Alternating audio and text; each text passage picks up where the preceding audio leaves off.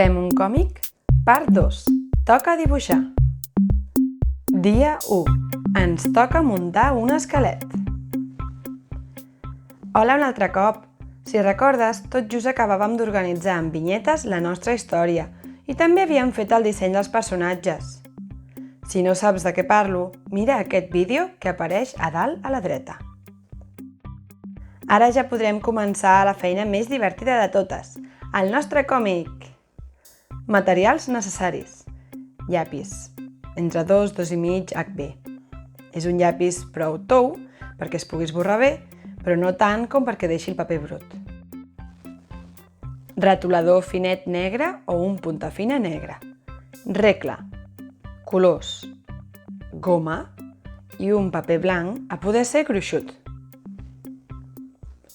Recordes aquella divisió en vinyetes que vam fer durant l'última sessió?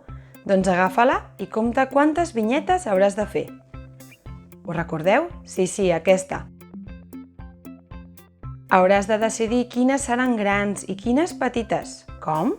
Doncs dependrà de diverses coses. A veure, per decidir si una vinyeta haurà de ser gran o petita, podem seguir aquests criteris. Mireu, per exemple, jo crec que per les vinyetes grans, vinyetes amb molt de text. Si hi ha molts diàlegs, evidentment necessitaràs molt d'espai per escriure'ls. També vinyetes amb dibuixos de paisatge.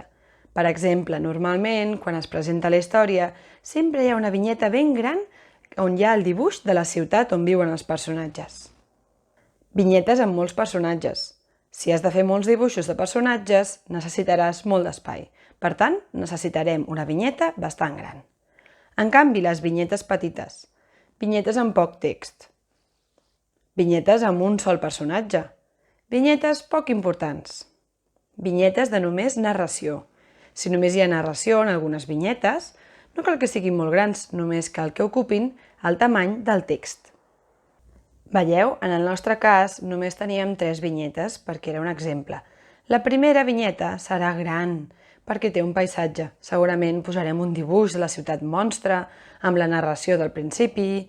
La primera vinyeta sempre ha de ser una mica gran, si no la història queda poc important. La segona vinyeta serà mitjana.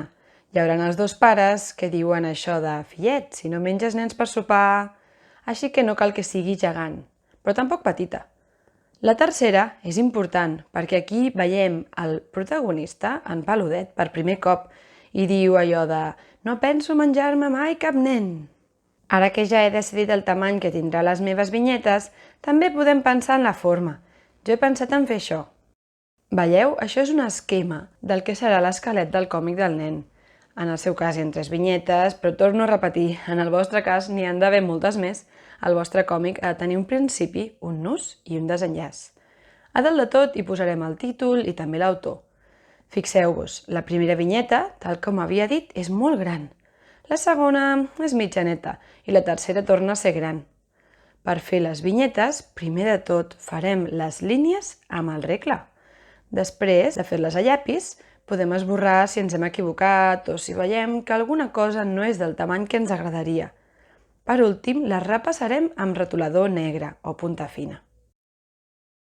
Així que ara ja pots començar a pensar com dissenyaràs totes les vinyetes que tindrà el teu còmic. Serà com un esquelet del còmic.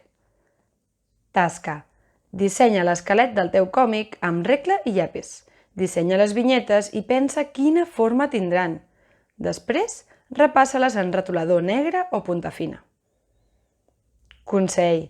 Si pot ser que els teus pares escanegin o fotocopien aquesta plantilla del teu còmic per si de cas hi ha algun accident mentre dibuixes, que no haguessis de tornar a repetir tot l'esquelet. Dies 2 i 3. Comença a dibuixar el teu còmic. Ara que ja hem fet l'esquelet del nostre còmic, ens toca començar a dibuixar-lo. Abans de començar, crec que és millor que et doni una sèrie de consells per a dibuixar millor. 1. Al dibuixar, no apretis gaire amb el llapis. Recorda, si estàs apretant molt amb el llapis, quan intentis esborrar segurament quedarà una marca al paper o quedarà brut del llapis. Millor no apretar gaire. 2. No esborris cada cop que t'equivoquis. Mira, És millor que dibuixis fluixet, t'equivoquis tot el que vulguis i al final decideixis quina és la versió que no anar dibuixant, esborrant. Creu-me, els professionals sempre ho dibuixen tot i després, al final de tot, esborren. 3. Quan acabis de dibuixar, repassa amb punta fina. Ara sí, quan ja sàpigues quin és el dibuix definitiu, és el moment de repassar amb punta fina. I 4. Sorpresa! Aquest és l'últim pas. Quan ja hagis repassat amb punta fina o a retolador negre finet, llavors és quan pots esborrar. Tasca. Dibuixa el teu còmic. Posa-hi les bafarades i escriu els textos. Quan acabis, repassa'l i després esborra el llapis. Dia 4. Toca pintar. El teu còmic deu fer goig ara mateix, però encara en farà més si li poses color. Tasca. Pinta el teu còmic amb colors ben bonics. Dia 5. Això ja s'acaba. Espero que hagi sigut una bona experiència això de fer un còmic.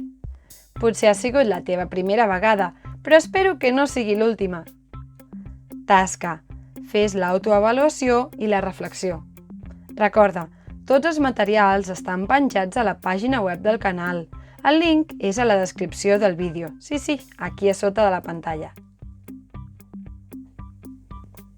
Felicitats! Has acabat el projecte Fem un còmic! Fins a la propera!